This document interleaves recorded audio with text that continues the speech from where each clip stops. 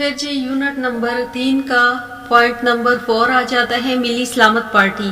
وہیں 1971 میں ملی نظام پارٹی کے اسلامی جدوجہد اور عوامی مقبولیت سے گھبرا کر ترکوں کے فوجی عناصر نے انقلاب برپا کر دی اور پارٹی کو خلاف قانون قرار دے کر اس کی تمام سرگرمیوں پر پابندی لگا دی تاکہ ملک کو سیکولر اور اتاتورک نظریے کی راہ پر گامزن رہے اور اسلامی نظام کی راہ ہموار نہ ہو سکے۔ بدلتے ہوئے حالات میں تحریک اسلامی ترکی کے سربراہ پروفیسر نجم الدین اربکان نے نئی حکمت عملی اختیار کی اور 11 اکتوبر 1972 کو ملی اسلامت پارٹی کے نام سے ایک نئی جماعت تشکیل دی۔ 1973 میں پارلیمانی انتخابات ہوئے اور ملی اسلامت پارٹی نے اس میں شرکت کی، 11% ووٹ حاصل کر کے اور 74 نمائندوں کو فتح یاب بنا کر پروفیسر نجم الدین اربکان نے ثابت کر دیا کہ اسلام سے محبت و عقیدت کا جذبہ ترکی قوموں میں موجود ہے۔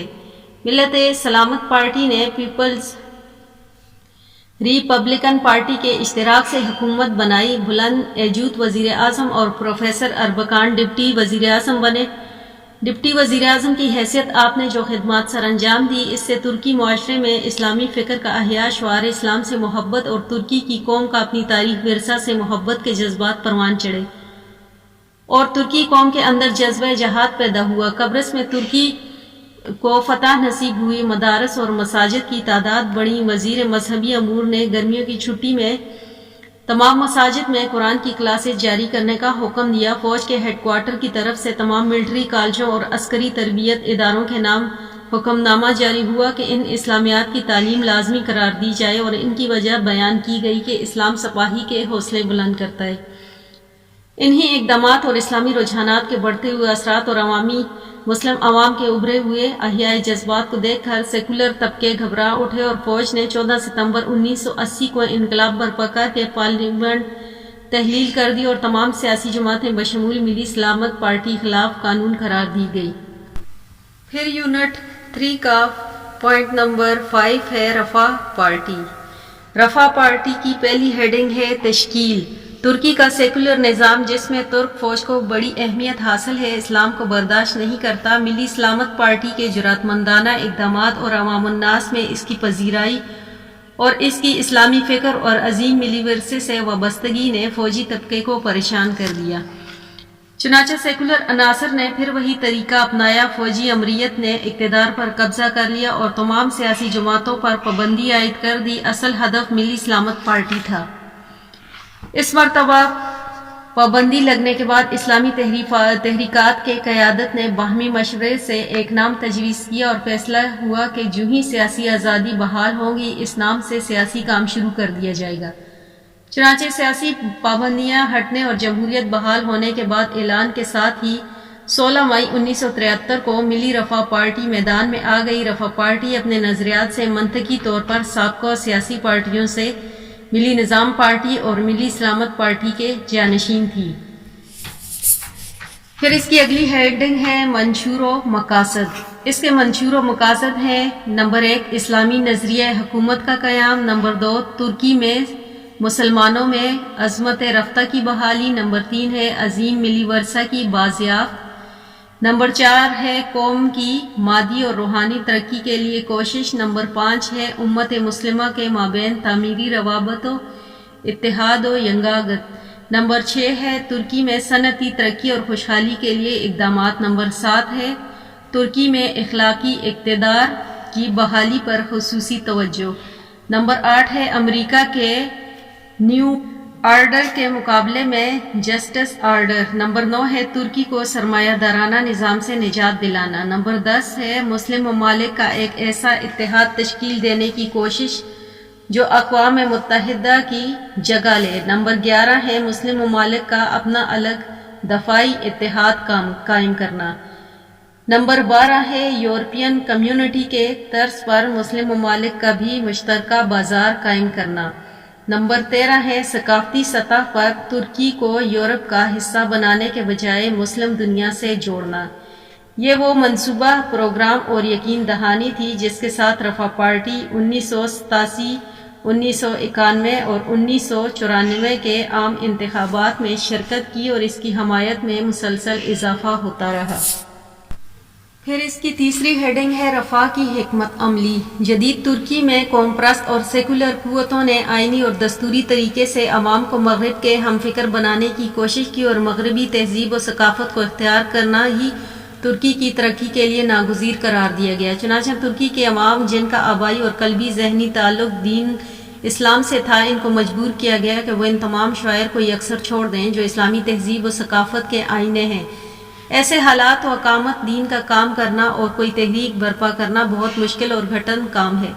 چنانچہ ترکی میں تحریک اسلامی نے اپنی حکمت عملی منصوبہ بندی اور واضح پروگرام کے ساتھ شروع کی اور اس کی تمام کوشش ترکی کی قوم مادی اور روحانی ترقی پر مرتکز رہیں۔ اس تحریک اسلامی نے ترک کی خدمات کو اپنا شعار بنا لیا، معاشرتی فلاح و بہبود، قومی خوشحالی اور قومی ترقی کو بنیاد بنا کر اپنے کام کا آغاز کیا، جس کا نتیجہ یہ نکلا کہ چند ہی سالوں کے اندر ترک معاشرے میں انقلاب آ گیا، سیکولرزم کی بنیاد مضبوط ہو گئی، معاشرے کے اندر امن و سکون کی فضا پیدا ہو گئی۔ رفاہ پارٹی نے اپنی سیاسی جدوجہد کو قومی ضروریات کے تحت شمار کیا اور انہوں نے ابتدائی سطح سے ہی قومی خدمات کا آغاز کیا، ترکی بلدیات میں قومی ضروریات کے جذبے کے تحت حصہ لیا اور بڑی قلیل وقت میں ترکی کی بلدیات اسی 80% حصہ پر رفاہ کو کنٹرول حاصل ہو گیا۔ رفاہ پارٹی کے زیر انتظام چلنے والی بلدیات کا ایماندارانہ کارکردگی اور روزمرہ استعمال ہونے والی اشیاء کی سستی قیمتوں میں فراہمی نے بھی اس کی عوامی مقبولیت میں اضافہ کیا۔ پروفیسر نجم الدین اربکان نے بلدیاتی انتظامات کے جائزے کے بعد اس کی کامیابی کے اسباب کا ذکر کرتے ہوئے کہا ہے کہ رفاہ پارٹی کی کامیابی کا سبب یہ ہے: نمبر 1، حزب الرفاہ ہی اس قوم کے عقیدے کی نمائندہ جماعت ہے۔ نمبر 2، ہماری جماعت اس قوم کی قدیم تاریخ اور درخشندہ تہذیب کی نمائندگی کر رہی ہے۔ نمبر 3، ان بلدیات کے ذمہ داران شب و روز کی مخلصانہ جدوجہد میں مصروف ہیں، جس کا مشاہدہ قوم کا ہر فرد کر رہا ہے۔ نمبر 4، منفعت بخش تمام پروگرام میں ترکی عوام کو شریک کیا جاتا ہے۔ پھر اس کی اگلی ہیڈنگ ہے سیاسی جدوجہد۔ ترکی میں تحریک اسلامی اپنے منشور اور مقاصد کو عملی جامہ پہنانے کے لیے دستوری طریقے سے سیاسی جدوجہد کا آغاز تو ملی نظام پارٹی اور ملی سلامت پارٹی سے ہی کر دیا تھا۔ ملی سلامت پارٹی کے تحت اس کو مخلوط حکومت میں قومی خدمات کا موقع بھی ملا، جس میں اس نے مختصر عرصے میں ملی جذبے کے احیاء قومی ترقی کے شاندار پروگرام اور بلدیاتی سطح پر عوام کی فلاح و بہبود کے منصوبے کا آغاز کیا، اور جلد ہی بلدیات کی سطح پر تحریک اسلامی نے اپنے شاندار روایات، ایماندارانہ قیادت اور تعمیری کام کی وجہ سے عوام الناس میں مقبولیت حاصل کر لی۔ اس عوامی مقبولیت کو قومی پرست اور سیکولر قوتیں برداشت نہ کر سکی اور ہر بار تحریک اسلامی کو روکنے کی کوشش کرتی رہیں۔ چنانچہ جب رفاہ پارٹی کا آغاز ہوا تو اس نے ابتدا ہی سے عام انتخابات میں حصہ لینا شروع کر دیا۔ 1987 اور 1991 اور 1994 کے عام انتخابات میں شرکت کی اور اس کی حمایت میں مسلسل اضافہ ہوتا گیا۔ 1987 کے انتخابات میں رفاہ پارٹی کو 7.2%، 1991 کے انتخابات میں 7.1% اور 1994 کے انتخابات میں 21% ووٹ حاصل رہے۔